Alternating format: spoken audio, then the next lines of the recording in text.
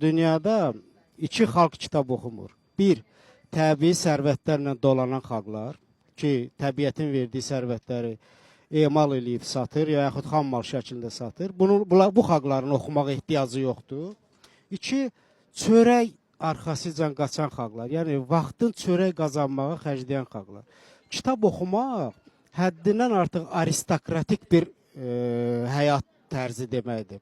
Kitab oxumaqdan ötürü insanın boş vaxtı olmalıdır. Fəlsəfədə bu boş vaxt anlayışının çox aydın izahı var.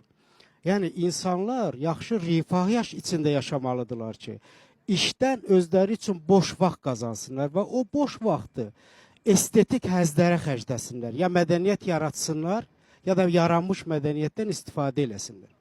Biz hər iki bəla ilə üzləşmişik. Bir, təbii sərvətimiz var.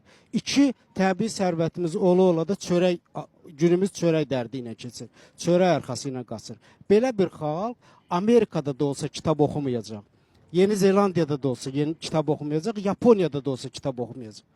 Siz əgər müqayisəni götürürsünüz ki, Sovet dövründəki insanlar, kitablar 100 min tirajla çıxıb, 150 min tirajla çıxıb, hamı kitab oxuyub, bu siz onunla da müqayisə eləməyin. Çünki o oxucu mədəniyyətin yox, ideologiyanın yetişdirdiyi oxucuydu. Məsələn, tutaq ki, Brejnevin özünün 45 milyon kitabı çap olunmuşdu Sovet dövründə.